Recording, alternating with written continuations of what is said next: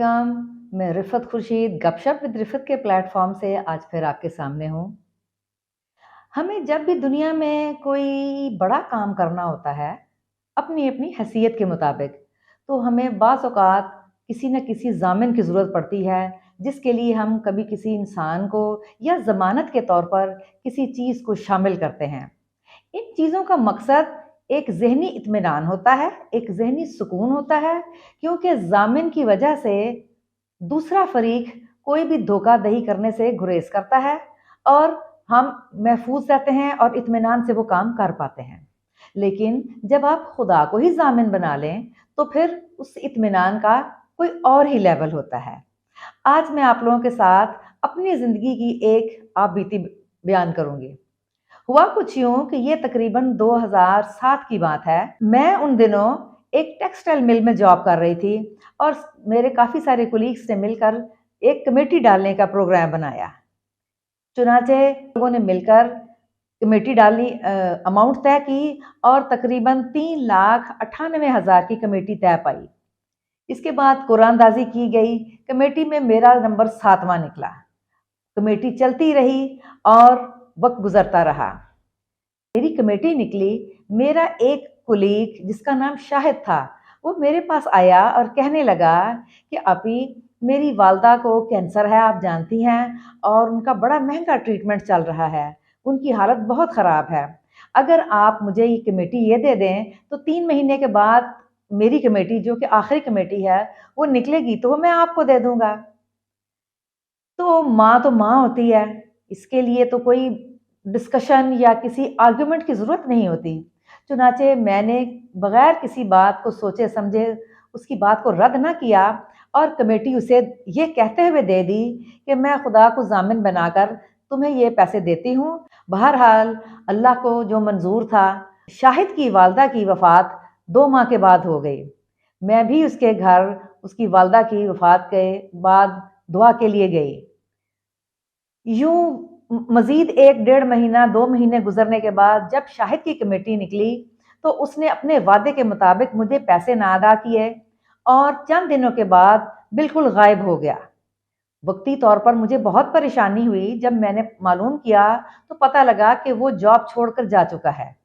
इस चीज़ ने मुझे और परेशान किया, लेकिन मुझे ज़हनी तौर पर एक लाशऊरी इत्मीनान ज़रूर था कि मैंने तो खुदा को दरमियान में ज़ामिन बनाकर ऐसा काम किया है, ये पैसे कहीं जाएँगे नहीं, मुझे मिल ही जाएँगे।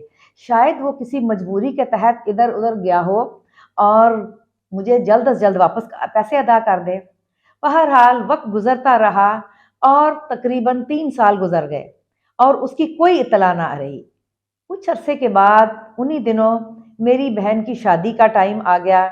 हम लोग तैयारियों में मसरूफ़ थे। मैंने उसकी शादी से तकरीबन 4-5 दिन पहले अपने ऑफ़िस में ऑफ़िशियली छुट्टी के लिए अप्लाई किया। मैं अपनी एप्लीकेशन लेके अपने बॉस के ऑफ़िस गई और उनसे रिक्वेस्ट की कि आप जानते हैं मेरी बहन की शादी है और दिन-रात भाग-भाग कर मैं भी बहुत थक चुकी हूँ।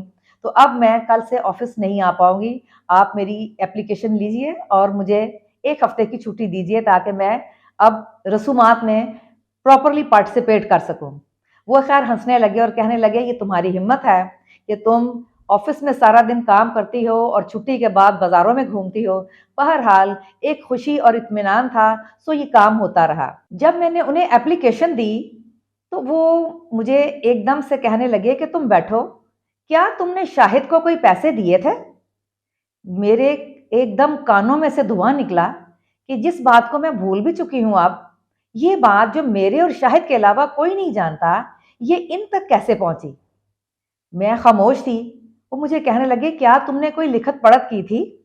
क्या किसी को गवाह या ज़ामिन बनाया था? क्या कोई इस बात को जानता है जो तुम्हारी गवाही दे पाए? मेरे पास इन बातों के कोई जवाब नहीं थे।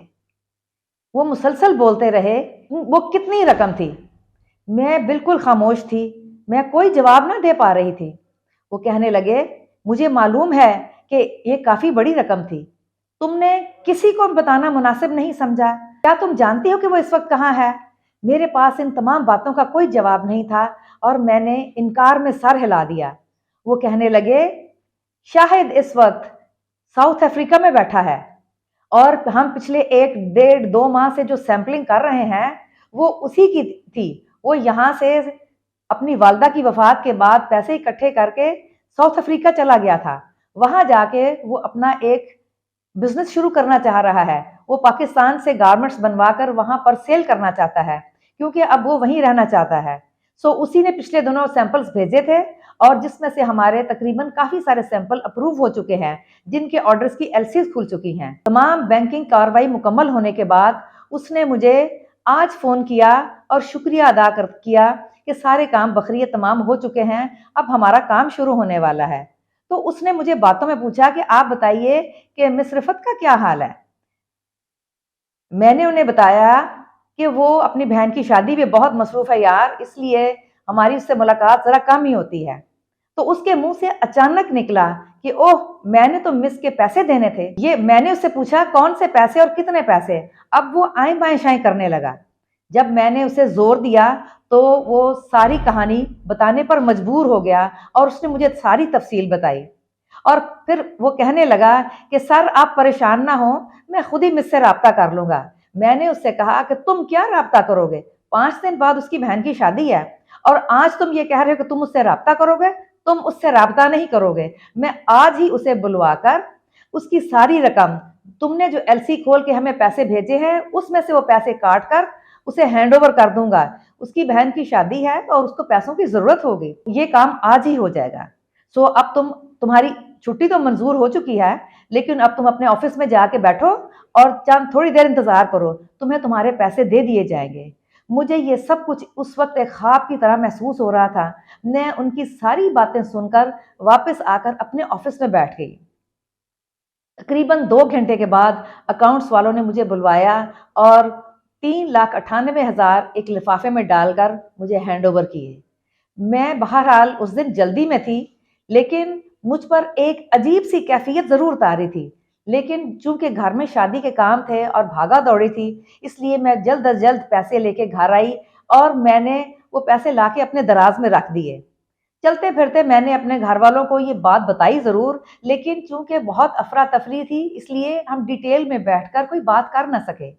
बहरहाल उसकी शादी हो गई। शादी के तीसरे दिन जिस वक्त मैं केटरिंग वालों के साथ बैठी, जिन्होंने माइयों, मेहंदी और शादी के तमाम इंतजामात किए थे, तो मेरी हैरत की इंतहा न रही कि उसकी शादी के तमाम अखराजात की कुल रकम 3,98,000 बनी। मैंने पैसे लाके उनको दिए, उन्हें फारिग किया और सुरखरू होकर इत्मीनान से मैं अपने घर, अपने बहन भाई और अपनी वालदा के साथ मैं बैठी। तो मैंने उन्हें तमाम सूरत हाल से आगाह किया और मुझे उस वक्त एहसास हुआ कि अल्लाह की हिकमत क्या है, इंसान नहीं समझ पाता। यही पैसे अगर मुझे पहले मिल गए होते तो मैंने यकीनन कहीं और लगा दिए होते, लेकिन अल्लाह ने वो रकम, वो वसाइल जिस काम के लिए रखे थे अपनी हिकमत के मुताबिक, वो तब इकट्ठे होना शुरू हुए और उस मौके पर मुझे मौसूल हुए। मैं ये सोचती हूँ कि इंसान वाकई खुदा को भूला हुआ है। ये बिल्कुल रब को जानता नहीं है, हम उसे जानते ही नहीं हैं। हमारा रब जो नूर है, जो रोशनी वाला है, जो माने है, जो दीनों दुनिया में हलाकत से बचाने वाला है, जो हय्यो या कयूम है, जो हमेशा कायम रहने वाला और कायम रखने वाला है, जो या कवियो है, हर चीज पर कुदरत रखता है, जो या समद है, जो बेनियाज है, किसी का मोहताज नहीं है। ना जाने अगर मैं उसकी खूबियां पर सोचने पर और बयान करने पे आऊं तो न जाने कितने दिन मुझे लग जाएं। लेकिन बात वही है, हम खुदा को जानते नहीं, उसको भूल जाते हैं। अगर हमें उसकी ताकत का, उसके होने का एहसास हो तो हम कभी ऐसे कामों में ना पड़ें और अपने लिए हलाकत का सामान ना पैदा करें। यही मेरी आज की कहानी है, यही मेरी जिंदगी का तजुर्बा है, जो मैंने वक्त के साथ, जिसके मीनिंग्स वक्त के साथ समझे। मुझे उम्मीद है कि यकीनन आप मुझसे एग्री करेंगे। मुझे आपके कमेंट्स का इंतज़ार रहेगा। प्लीज़ मेरी वीडियो को लाइक कीजिए, इसे शेयर कीजिए, मेरे चैनल को सब्सक्राइब कीजिए और मुझे अपनी राय से आगाह कीजिए, ताकि मैं इन चीज़ों को और बेहतर तरीके से आपके सामने पेश कर सकूं। انشاءاللہ اگلی دفعہ ایک نئے واقعے کے ساتھ آپ کے سامنے آؤں گی. تب تک کے لیے اجازت دیجیے. اللہ حافظ. السلام علیکم.